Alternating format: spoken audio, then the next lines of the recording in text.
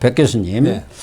인요한 국민의힘 혁신위원장이 뭐 지금 3차까지 혁신안을 발표를 했습니다마는 그 중에 핵심은 지난 3일 3일이죠. 에 발표한 중진, 친윤 인사들의 험지 출마, 불출마 이 요구 아니었겠습니까? 그런데 지금 오늘이 14일입니다마는 지금까지도 다 묵묵부답이고 경우에 따라서는 일부 친윤 인사들은 여기에 반기를 들은 현상까지 나타나고 있어요. 그래서 그런지 혁신위를 조기 해체하는 방안을 검토할 수밖에 없다. 네. 이렇게 아무런 혁신위 제안에 대해서 당이 수용하지 않는다면 혁신위가 구태에 있어야 할 이유가 없지 않느냐. 이렇게 선언하고 나서 가지고 아주 충격파를 던졌습니다.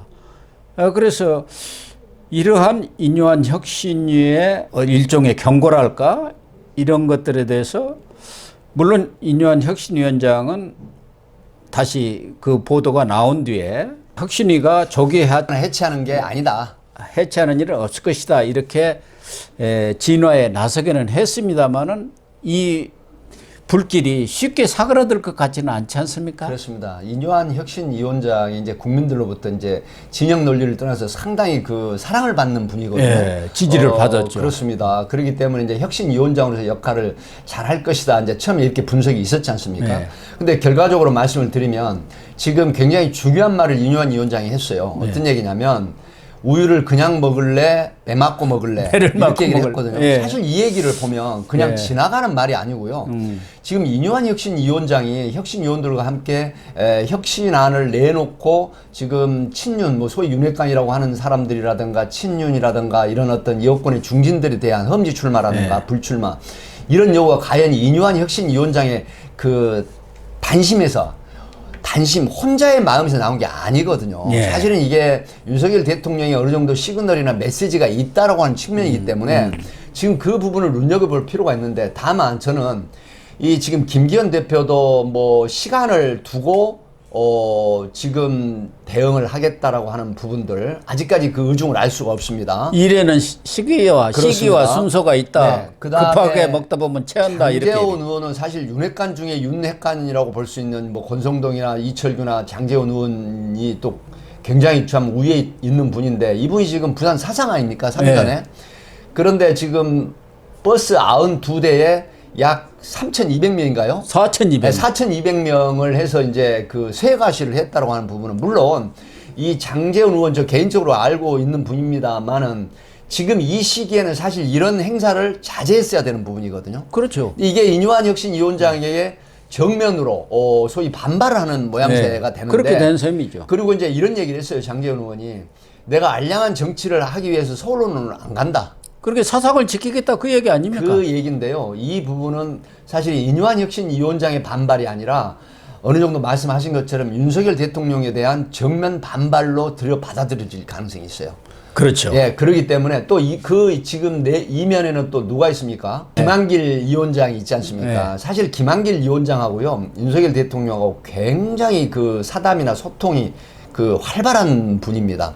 그리고 그런 게 아니라고 했지만 김한길 위원장이 인요한 혁신위원장을 그 윤석열 대통령 의중에 의해서 사실은 추천을 했다는 얘기가 그런 말도 나왔죠. 예. 하기 때문에 이런 부분인데 지금 전체적으로 보면 인요한 혁신위원장이 요구하는 부분을 지금 윤석열 대통령 후보 때 수행실장 했던 이용 의원만 불출마를 했어요. 네. 예, 그러면 지금 인요한 혁신위원장이 이렇게 얘기하는 게 일부에서 비판도 있습니다.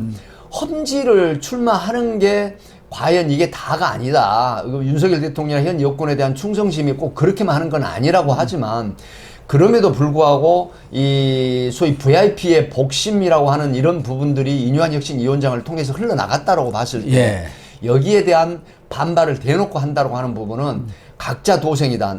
나는 내 살 길을 찾겠다라고 하는 의미이기 때문에 이 부분에 지금 상당히 정치권에서 파장이 미치고 있다. 이런 부분이고 지금 혁신위원회가 해산 얘기가 나온 거는 이런 부분들이 전혀 받아들여지지 않는 요소가 있어서 굉장히 곤혹스러운 처지에 있어요. 그렇죠. 근데 이제 오늘 아침에 말씀하신 것처럼 조기 종료나 혁신위원을 해산하는 게 아니다. 이렇게 얘기를 했고 또 뭐 개인적으로 알고 친하게 지내는 뭐 김경진 혁신위원도 반박을 했거든요. 근데 이런 부분을 종합적으로 보면 사실 혁신위원회에서 내 지금 보내고 있는 혁신안 중에 가장 딜레마가 바로 중진 불출마나 험지 출마거든요. 예. 이런 부분인데 이거를 어느 정도 받아들이는 모양새가 되는데 대놓고 지금 반발을 해버리는 예. 이런 상황이 사실은 여권에 지금 큰 어떤 딜레마가 파열음 예. 내지는 딜레마가 되고 향후에 이 정치적인 파장이 어디까지 미칠 것인가 하는 부분은 지금 여권이라든가 이 윤석열 정부에 대한 어떤 리스크로 번질 가능성이 있다라고 하는 측면에서 상당히 우려스럽다 이렇게 분석을 합니다. 그러니까 인유한 혁신위와 친윤이 어떻게 보면은 당내 기싸움에 돌입한 거 아니냐 이렇게 볼 수가 있고 인유한 혁신위원장도 이런 상태로 여러 가지 혁신안들을 내놨는데 그러면은 당에서 최고위라든가 지도부에서 그걸 받아가지고 수용해 줘야 한단 말이에요. 그걸 안 한다면 혁신위가 있을 필요가 없기 없죠. 때문에 네. 사실은 극약 처방을 쓴 거예요, 의사가. 그렇죠. 이렇게 가다가는 뭐 당도 죽고 혁신위도 죽고 다 죽는 거다. 이렇게 판단한 거 아니겠습니까? 그래서 벼랑 끝 전술 배수진을 친 거예요. 맞습니다. 여차하면 그 혁신의 대상들 또 험지 출마라든가 불출마 대상의 의원 명단까지도 공개를 하겠다. 이런 정도 이야기가 흘러나오고 있고 그래서 당내 그 불출마 리스트까지 지금 돌고 있다는 말도 나오고 있는 것은 그만큼 이게 절박한 사안이 되고 있다는 것 아니겠습니까? 이게 만약 장제원 의원처럼 그렇게 반기를 들고 반발을 하면서 혁신위가 무료가 된다고 한다면 본인은 당선될지 모르지만 내년 총선은 망하는 것이고 결국 윤석열 정권이 아주 벼랑 끝에 몰리는 그런 상황 아닙니까? 이걸 어떻게 방치하겠습니까? 말씀하신 것처럼 강서구청장 보궐선거가 주는 이 부분이 사실은 보약이 돼야 되는데 네. 지금 그것 때문에 중도나 무당층에서 이 현 여권에 대한 지지가 사실은 참패를 한 거지 않습니까? 네. 그러면 여기에 대한 대안으로 이제 혁신위를 해서 그다음 내년 4월 10일 총선을 통한 어떤 변화나 혁신을 통해서 우리가 위에 이제 가보자 이런 의미로 혁신위를 내세웠지 않습니까? 그렇습니다. 근데 지금 하태경 의원이 이제 무슨 얘기를 했냐면요. 사실 혁신위 얘기도 했지만은 징계를 지금 해소시킨 이준석 전 대표 있지 않습니까? 예. 그다음에 이제 유승민 의원이 나오는데 이런 얘기를 했어요. 중요하게 받아들여야 되는 게 지금 변화나 혁신을 하지 않으면 내년 4월 10일 총선은 현 여권이 100석을 채우기가 어렵다. 예. 그리고 그렇게 되면은 윤석열 대통령의 이 소위 말하면 레임덕뿐만이 아니라 현 여권이나 정부가 엄청난 암울한 어떤 그 상황이 올 것이다 이렇게 얘기를 했거든요. 네. 맞거든요. 네, 지금 그렇죠. 만약에 내년 4월 10일 총선에 현 여권인 국민의힘이 변화나 혁신의 모습을 보이지 않는다고 하면 채찍을 가했는데 반성도 안 하고 늦지도 않고 자기 살 길 각자 도생을 하고 이제는 대통령한테까지 반기를 들어 이렇게 되면요 이 콘크리트 지지층 양 진영의 30%를 떠나서 무당층이나 중도층 소위 말하면 브레인 역할을 하는 상당히 어떤 오피니언 리더급에 있는 사람들까지 등을 돌릴 가능성이 있어요.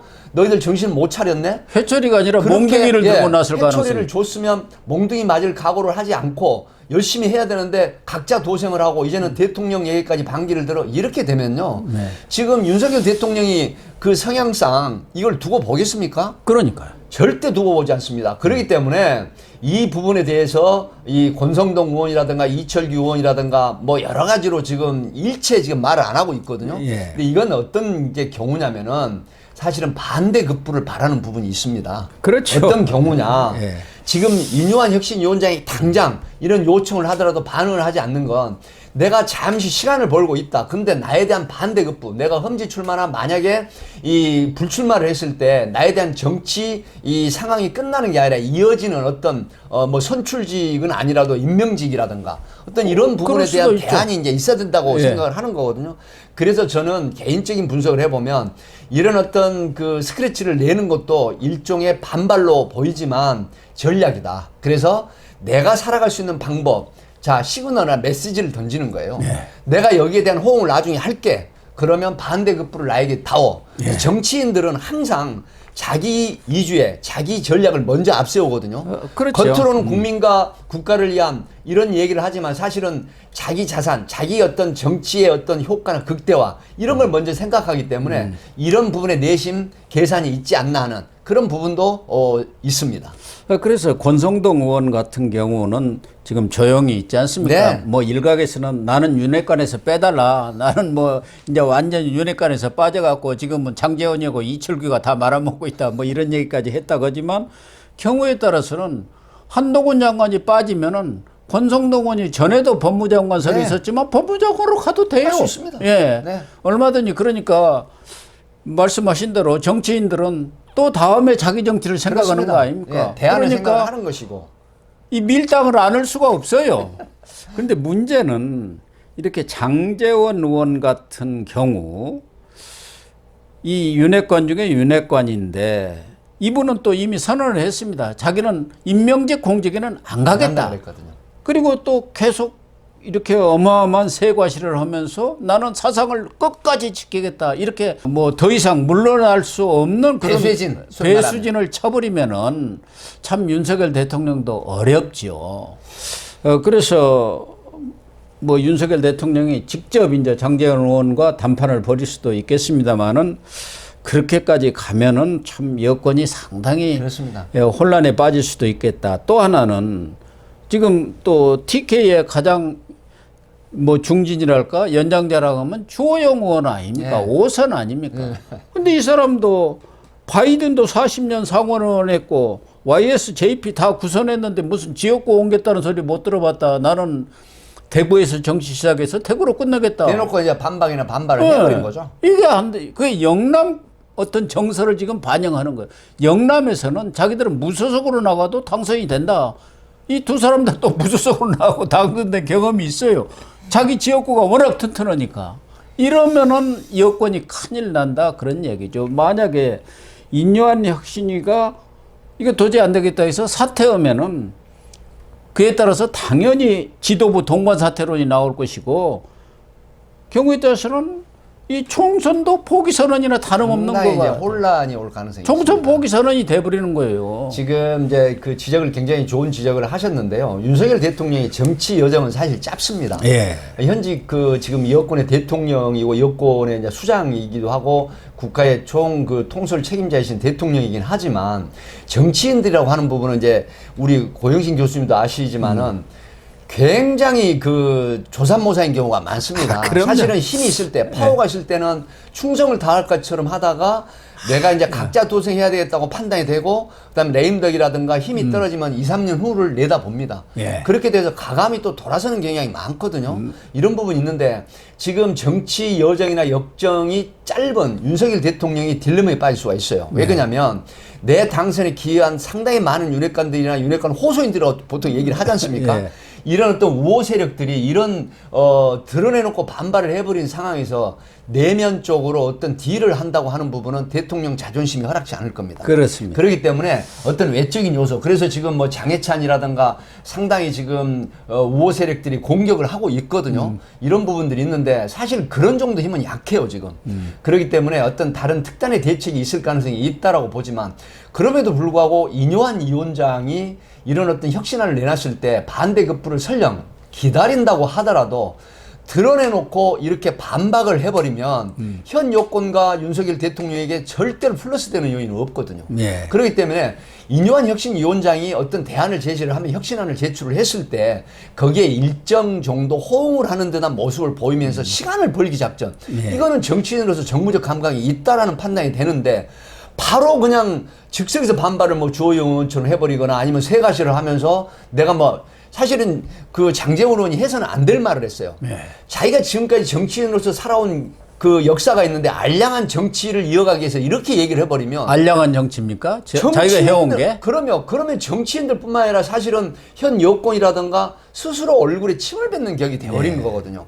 그래서 정치인을 스스로 자기 얼굴에 침 뱉는 격의 이런 알량한 정치를 하기 위해서 내가 뭐 서울로 안 간다 이런 얘기는 해서는 안 될 얘기를 했다라고 하는 비판을 새겨드려야 할 부분이고 윤석열 대통령 입장에서는 상당히 곤혹스럽습니다, 지금. 곤혹스러운 예, 정도가 흘러나온 얘기가 보면. 아니죠. 예, 그래서 뭐 이철규 의원이나 권성동 의원이 지금 말은 안 하고 있지만 아마 속으로 부글부글 끓고 있을 겁니다. 이런 부분. 그리고 이제 이용 의원 같은 소위 윤석열 대통령의 핵심 측근들은 굉장히 아마 속으로 부글부글 끓고 있다는 얘기가 나오고 있거든요. 분위기도 네, 일각에 그렇게 있는 되면 것 같아요. 여권에 소위 말하면 이 파워풀한 어떤 소위 그 게임, 파워풀한 싸움이 되는 수가 있습니다. 그런데 네. 과연 누가 이길까요? 대통령의 측근이나 대통령이 이길 수밖에 없는 게 정치 조합이거든요. 그럼요. 그렇기 때문에 뭐 주호영 의원이나 장제원 의원이라든가 또 여타 김기현 의원도 상당히 혁신의 어떤 대안에 대해서 이 호응하면서 그 다음에 인용을 하겠다라고 하는 이런 분석이나 여지를 보여주는 게 또 윤석열 대통령에 대한 A이고 현 여권에 상당히 중량감 있는 의원으로서의 책임감이다. 이렇게 지금 보는 것이죠. 옳은 말씀이고요. 특히 김기현 대표는 제가 볼 때는 아마 불출마든 이미 마음속에 정하기는 한 것 같은데 본인으로서도 등 떠밀리듯이 이렇게 그만둘 수는 없기 때문에 명분 없이 나가면은 타이밍을 좀 보고 있는 것 같아요. 타이밍. 네. 어느 때 불출마 선언을 하든 뭐 험지 출마 선언을 하든 그게 가장 효과적이냐 이 타이밍을 보고 있는 것 같은데 그래도 김기현 대표가 당의 대표고 좌장이고 수장 아닙니까? 그래서 이러한 인요한 혁신이가 좀 동력을 얻을 수 있도록 물꼬를 그렇습니다. 터줘야 해요. 물꼬를. 네, 그렇습니다. 다른 밑에 사람보다 들어가면 됩니까? 자기가 먼저 딱 그렇죠. 트면서 그러면 다른 사람도 안 따라올 수가 없잖아요. 같이 가자, 우리 같이 살자. 이게 죽는 길이 사는 길이다. 이렇게 나가면은 어떻게 안 따라오겠어요? 그러니까 이순신 장군께서 하신 말씀이 있지 않습니까? 사직생이에요. 사직생.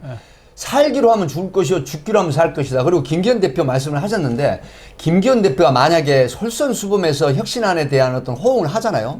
그러면 윤석열 대통령이 과연 김기현 대표가 물러나라고 하겠습니까? 그럼. 내년 총선도 공천권도 주면서 내년 총선의 역할을 하시오. 분명히 이렇게 할 거라고요. 당연하죠. 그렇게 되는데 이런 부분을 계산을 하지 못하고 단세포적인 그런 생각으로 지금 시간을 벌고 있다라고 하는 부분이 과연 어떤 그 윤석열 대통령과의 어떤 커뮤니케이션, 소통이 되고 있는지 안 되고 있는지 모르겠지만은 이런 부분에 좀 솔선수범해서 솔선을 하고 모범을 보이고 이런 정치인 자세를 보이고 또 설령 예를 들어서 험지 출마를 한다고 쳐요. 네.